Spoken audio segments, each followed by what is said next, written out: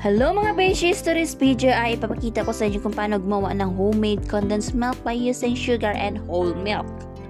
At ito po yung ating mga ingredients. We have sugar, whole milk, butter, and vanilla extract. And by the way, pwede rin kayong gumamit ng milk powder. Dito, nagtimbang lamang ako ng 568 grams na whole milk. At pagkatapos, nagtimbang rin ako ng sugar na 200 grams.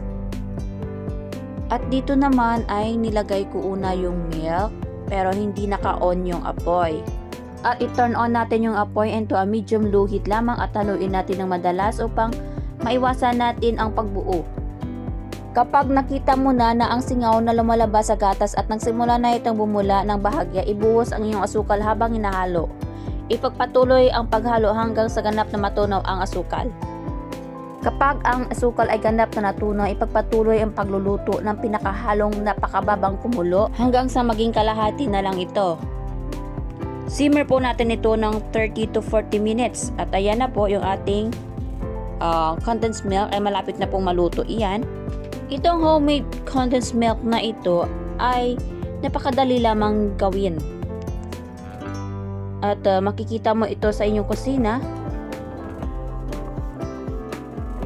At hindi na kailangan pumunta pa ng market para bumili ng condensed milk. Kasi ang mahal naman ng milk ngayon. Biruin mo. So ayan po, pinatay ko na yung apoy at naglagay na po ako ng butter at saka vanilla extract. At pwede rin itong gawing negosyo.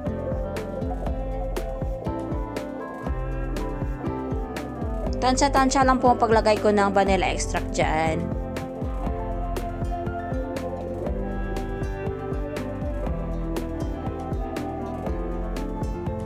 So, ayan na po yung ating condensed milk. Ready na po. At pwede rin natin ito ihalo sa ating dessert. Or gagawa tayo ng salad. Yung buko salad. Isinalin ko na sa container.